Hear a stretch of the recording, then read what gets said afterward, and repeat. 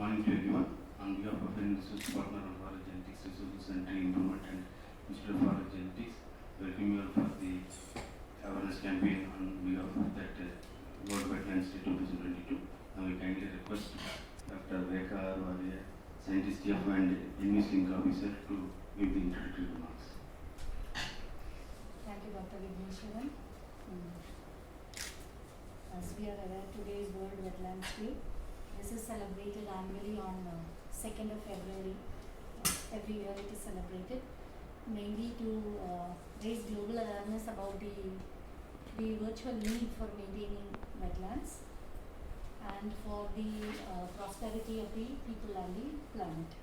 Now, this day has been adopted because it was on this day that the Ramsar Convention was signed. So, Ramsar is a city in Iran. It is a city in Iran which has a lot of such wetlands. So, realizing the importance of these wetlands, it was named after that city, and so it is called as the Ramsar Convention. Now, this convention has an international status, and India ratified this convention in 1982, and it is also defined what a wetland is. Anything which has some amount of moisture retained within the soil is called as a wetland. That could be a marsh, a peatland, any soggy area. That could be natural, that could be artificial, that could be permanent, that could be temporary. And water could stagnate there, water could flow there. So whatever form water is available in the planet, that area is termed as a wetland. It could also include the salt water, marine water, brackish water. So water in any form on land is termed as a wetland. And to a certain extent to the sea also, they say to a depth at which the low tide does not exceed 6 meters. So up to that area where the land is exposed when the tide comes, that also comes under the wetland. So just as we call the lungs as the forest as the lungs of the planet, we call the wetlands as the kidneys of the planet. So means to say, it takes all the waste, it cleans it, and it gives out the waste, retaining the waste that is available. So that way, as we realize, kidneys are so very important for us. Same way for the earth, the wetlands are also equally important because they ensure water source in the planet. So this year's theme is defined as Wetlands Action for People and Nature.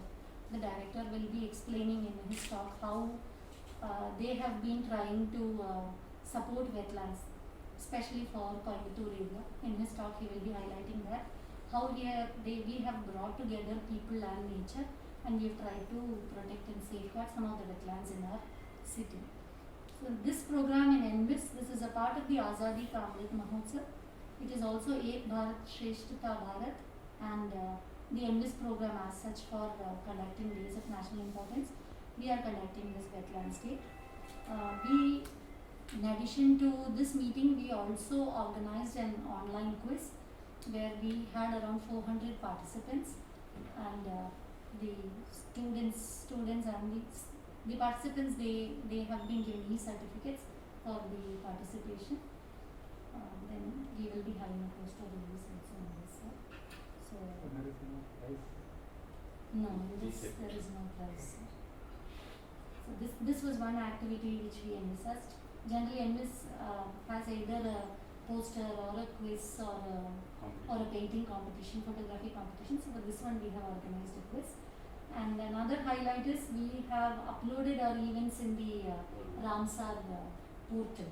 So the Ramsar portal posts that we have done these things. IFGTB is involved in these things. So internationally also, our presence has been established.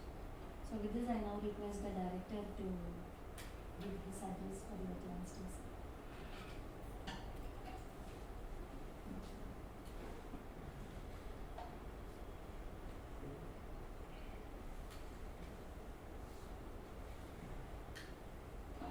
My dear colleagues, Dr. Rekha Arwade, the coordinator in charge of ENVIS program here, and program officer Vigneswaran, and all our my friends. Good morning to all of you. So, as Dr. Rekha said, the wetlands are very, very important. So today we are celebrating the International Wetland Day, and the event of is ratifying the Ramsar Convention, and India is party to it. And as Dr. said, wetlands are the kidneys of the earth, or the for kidneys. Kidneys function is that it purifies everything. But when the load goes up, kidney itself fails. So our actions, particularly human actions, are leading to the failure of the kidneys, like the loss of our wetlands. So many cities, like Chennai city, had a problem of flood, complete flooding the last 2-3 years. Then similarly, very good state for the water requirement, fresh water. I used to tell in South India, the water and fresh air, and it is free of cost.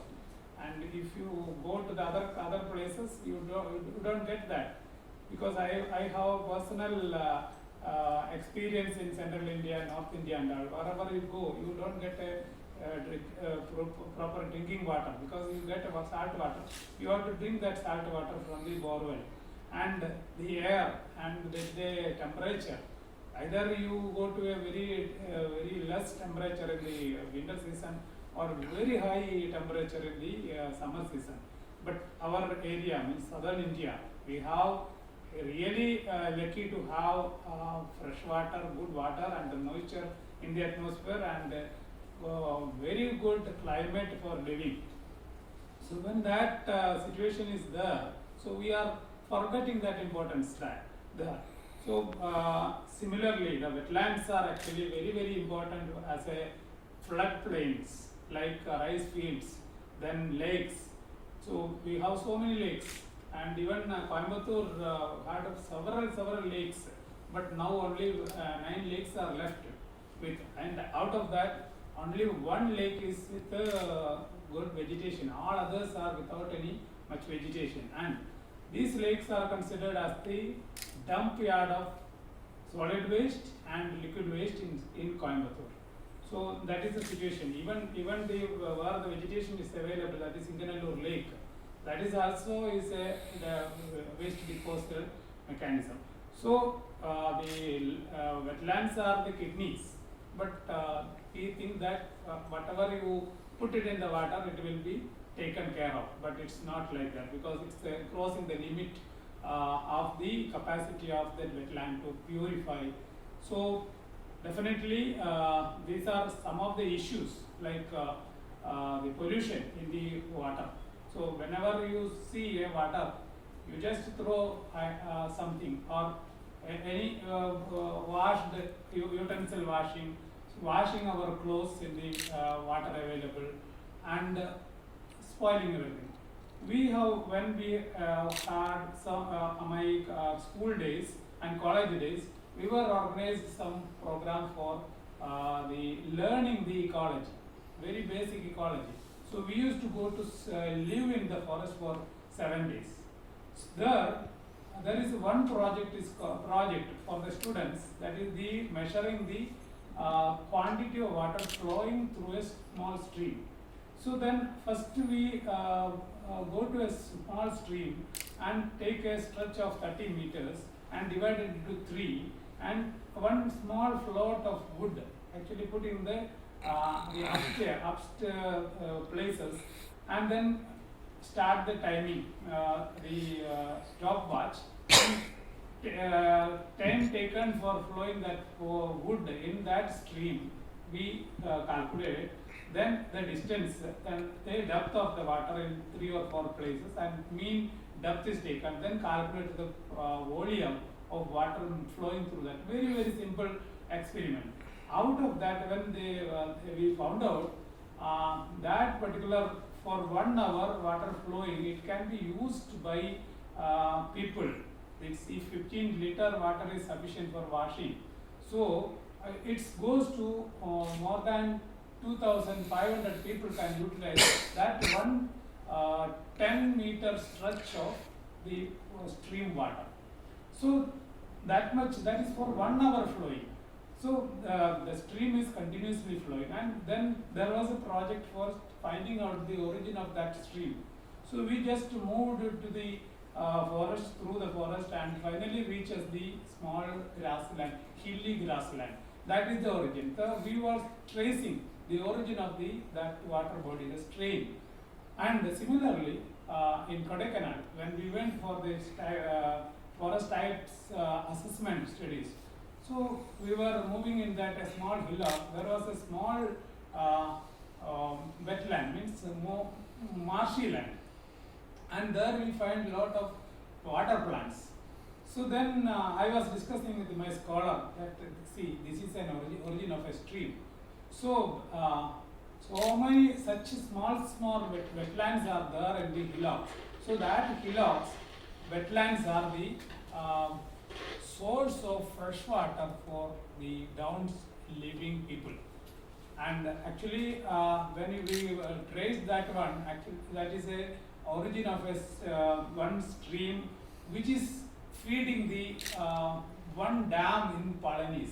Actually, it was in the Kodaikanal hills, and that stream is going to the a dam in Palanis, and Palani town getting the water from that dam. So how the wetland, the importance of giving fresh water for their living, even for the human being and other living things. So that is very great importance. But what we are doing from Kodaikanal itself, it was started polluting, because the Kodaikanal lake, from the lake it's again another stream is moving to the same dam. So that is fully polluted, because there are horse riding is there, lot of business activities happening, that polythenes, washed water, everything goes to that particular lake. So we are not at all considering the importance of keeping the water bodies pure. So, but in this day, I wanted to say that we need to actually worship the water bodies like we worship our God, whatever the God. And even people are considering water bodies are sometimes as a God only. So, but that that system need to be continued, and we need to worship our water bodies. I heard that in some other countries where the water taking for drinking purpose, that area is completely fenced and kept. Nobody is allowed to enter in that area. So that type of system also need to be arranged in our countries. Otherwise, we will not get a safe drinking water in future. Definitely, because this Bangalore city is becoming the second the city which is going to be dry in the world. I think already one city is already started, and in Africa there are agitations happening for 45 liters of water per day. That is the ration in Africa. So that system, that the condition may come in our country also, where our water is that much sufficient, was available, but now it may come. So we need to at least protect the available water without pollution, and protect the hilly region for safe drinking water. So this is the message I wanted to give in this World Wetland Day. So we need to continue that worshipping of the water bodies. So water bodies in that is wetlands. Thank you very much. And I thank the ENVIS team for organizing this program. So thank you.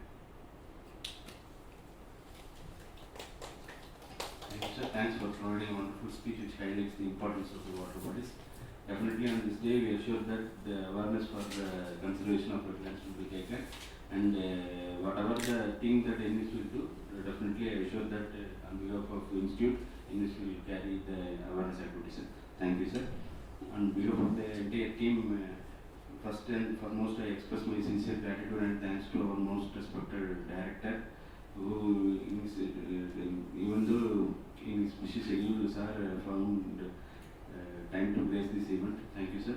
And it's my duty to thank Madam Dr. Rekha Warrior, who is the link officer for ENVIS, for always motivating and conducting such an innovative event. Thank you, Madam. I would like to thank all the participants who have participated in the quiz. Even though whatever the competition we will conduct, they are participating regularly. The e-certificate will be sent to the concerned email. Thanks for the participants. I express my heartfelt thanks to Travan sir for his photography. And also I thank my team, Ministry for providing funding support and press for the knowledge. Thank you. And I request our director to release the awareness